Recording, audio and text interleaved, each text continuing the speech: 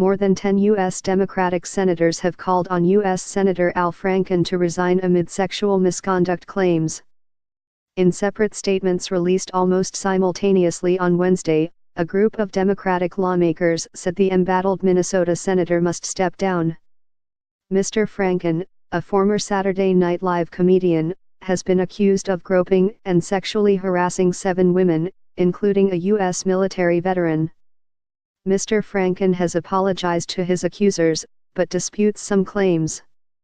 Senators Kamala Harris, Claire McCaskill, Maggie Hassan, Mazie Hirono, Patty Murray, Kirsten Gillibrand, all prominent female Democratic lawmakers, released their statements online following a U.S. media report that he allegedly attempted to forcibly kiss a former congressional aide in 2006.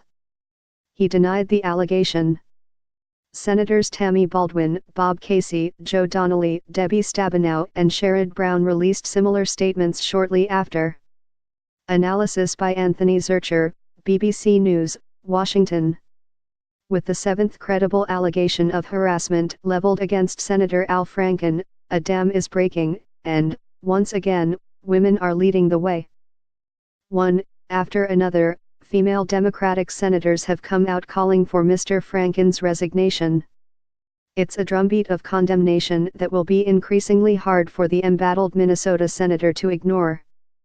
A day after John Conyers, the longest-serving current member of the House of Representatives, resigned amid allegations of harassment and assault, the Democratic Party appears to be coming to grips with the problem within its ranks.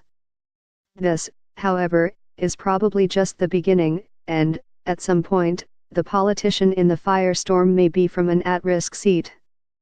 That's not the case with Mr. Franken and Mr. Conyers, and it will be at that point that party principles will be truly tested.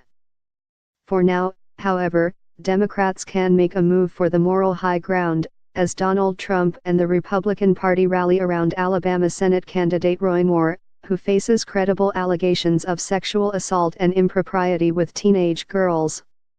Tom Perez, the Democrat National Committee chairman, also called on Mr. Franken to resign in a Twitter post. Everyone must share the responsibility of building a culture of trust and respect for women in every industry and workplace, and that includes our party, he wrote. Mrs. Murray, the third highest-ranking Democrat in the Senate, wrote, "It's clear to me that this has been a deeply harmful, persistent problem and a clear pattern over a long period of time. It's time for him to step aside," the Washington state representative said on Twitter. In a statement provided to BBC News, Mr. Franken's office said the senator will be making an announcement tomorrow. Earlier on Wednesday, Politico published an account from an unnamed former congressional aide who said that Mr. Franken tried to kiss her in 2006 after a radio interview. The Democratic aide said that after her boss had left the radio studio, Mr. Franken put himself between her and the door and was coming at me to kiss me. "I was really startled by it and I just sort of booked it towards the door," she said, adding that he then told her, "It's my right as an entertainer."